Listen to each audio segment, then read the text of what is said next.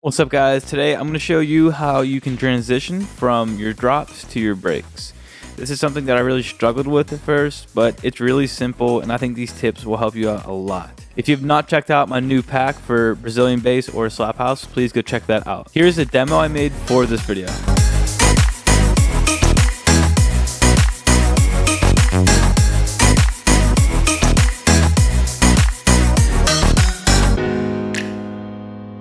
So the first thing I'll talk about is getting rid of the drums just to wrap up everything.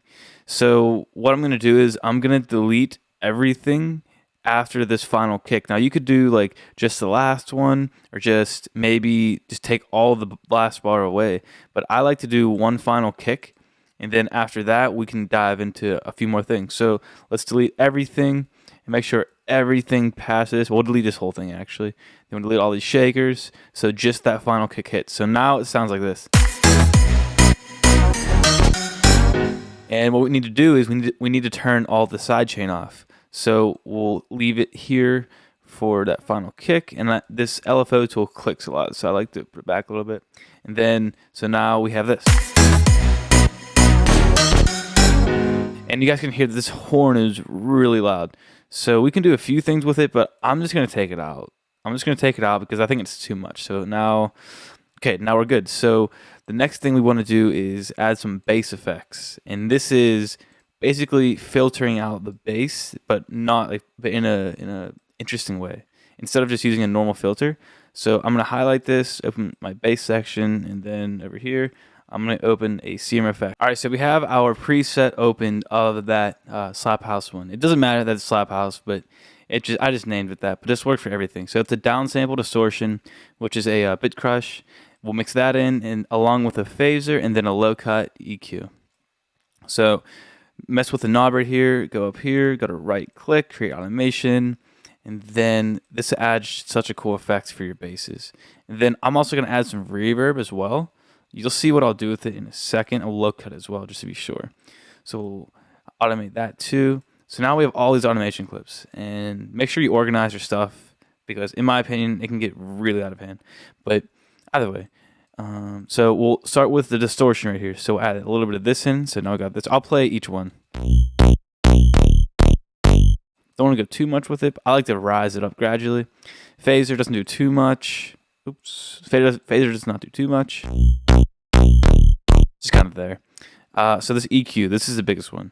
So I like to get those low frequencies out of the way when the kick's not playing.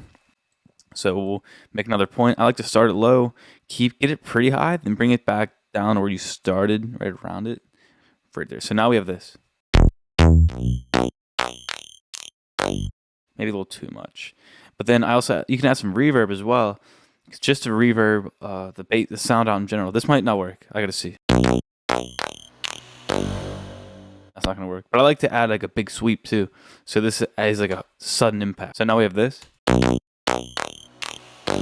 Maybe even make it steeper. I love that. Now you can turn it off. You can do whatever you want. But that's what I like to do. I think that's so much better than just having a normal filter on whatever you're doing. Now, I said that, but I'm going to put a normal filter on this pluck right here, but pair it with some reverb, because I don't want to do it. You probably could bust these sounds together, but I'm not going to do that. So I'm going to put a filter on the lead right here, which sounds like this.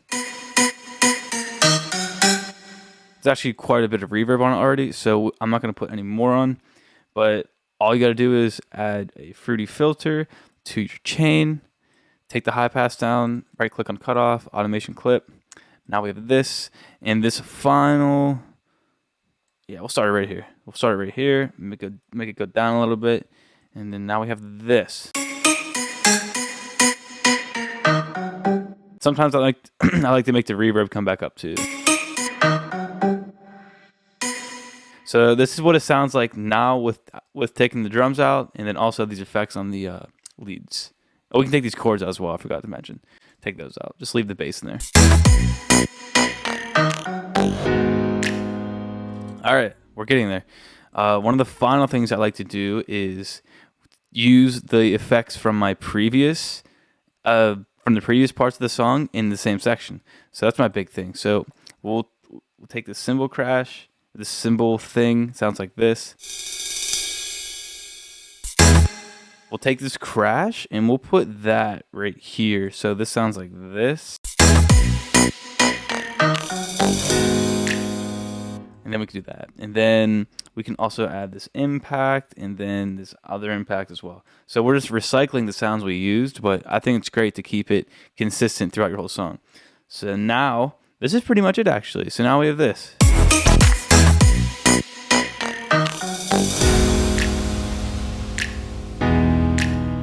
And you guys can change it up however you want. Like, you guys can add any effects that you want. I love seam effects solely because everything's in one little place and you can just automate things quickly. So that's why I love seam effects, but you guys can do anything you want. Make sure you cut your drums out. I think that's a huge factor, because otherwise, if we didn't cut the drums out, we would have something like this and it would just be too much for what we're trying to do. Too much. So we'll just leave one final kick. And now we have this.